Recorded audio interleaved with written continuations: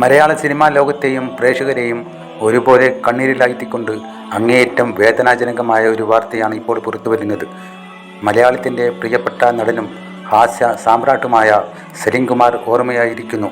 ശാരീരിക അവശതകളെ തുടർന്ന് കൊച്ചി അമൃത ആശുപത്രിയിൽ ചികിത്സയിലായിരുന്ന അദ്ദേഹത്തിൻ്റെ അന്ത്യം അല്പം മുമ്പാണ് സംഭവിച്ചത്.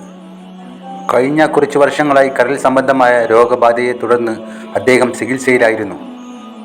കരൾ മാറ്റിവെക്കൽ ശസ്ത്രക്രിയയ്ക്ക് ശേഷവും പൊതുവേദിയിൽ സജീവമായിരുന്ന അദ്ദേഹത്തിൻ്റെ ആരോഗ്യനില ഇന്ന് പുലർച്ചെയോടെ അതീവ ഗുരുതരമാകുകയും വെന്റിലേറ്ററിലേക്ക് മാറ്റുകയും ചെയ്തിരുന്നു. പ്രിയതാരം ജീവിതത്തിലേക്ക് മടങ്ങിവരുമെന്ന പ്രതീക്ഷയിലായിരുന്ന ആരാധകരെയും സഹപ്രവർത്തകരെയും നിരാശയിലാക്കിക്കൊണ്ടാണ് ഇപ്പോൾ ആ വിയോഗ വാർത്ത എത്തിയിരിക്കുന്നത്.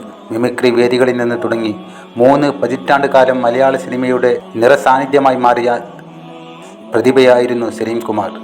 300-ലേറെ സിനിമകളിൽ അദ്ദേഹം വേഷമണിഞ്ഞു. കൊടുകുട ചിരിപ്പിച്ച ഹാസ്യ കഥാപാത്രങ്ങളിലൂടെ മലയാളികളുടെ ഹൃദയം കീഴടക്കിയ അദ്ദേഹം പിന്നീട് നമ്മെ ഈറനണിയിച്ച മികച്ച സ്വഭാവ നടനായും സ്വയം അടയാളപ്പെടുത്തി. ആദാമിൻ്റെ മകൻ അബു എന്ന ചിത്രത്തിലെ മികച്ച പ്രകടനത്തിലൂടെ രാജ്യാന്തര തലത്തിൽ ശ്രദ്ധിക്കപ്പെടുകയും മികച്ച നടനുള്ള ദേശീയ പുരസ്കാരവും സംസ്ഥാന പുരസ്കാരവും അദ്ദേഹത്തെ തേടിയെത്തുകയും ചെയ്തു. അച്ഛൻ ഉറങ്ങാത്ത വീട് എന്ന ചിത്രത്തിലെ അഭിനയത്തിന് മികച്ച 2ാമത്തെ നടനുള്ള പുരസ്കാരവും അദ്ദേഹം നേടിയെടുത്തു. സിനിമാ രംഗത്ത് മാത്രമല്ല, രാഷ്ട്രീയ സാംസ്കാരിക മേഖലകളിലും ലളിതമായ പെരുമാറ്റം കൊണ്ട് വലിയൊരു സുഹൃദാലയം കാത്തുസൂക്ഷിച്ച വ്യക്തിയായിരുന്നു അദ്ദേഹം.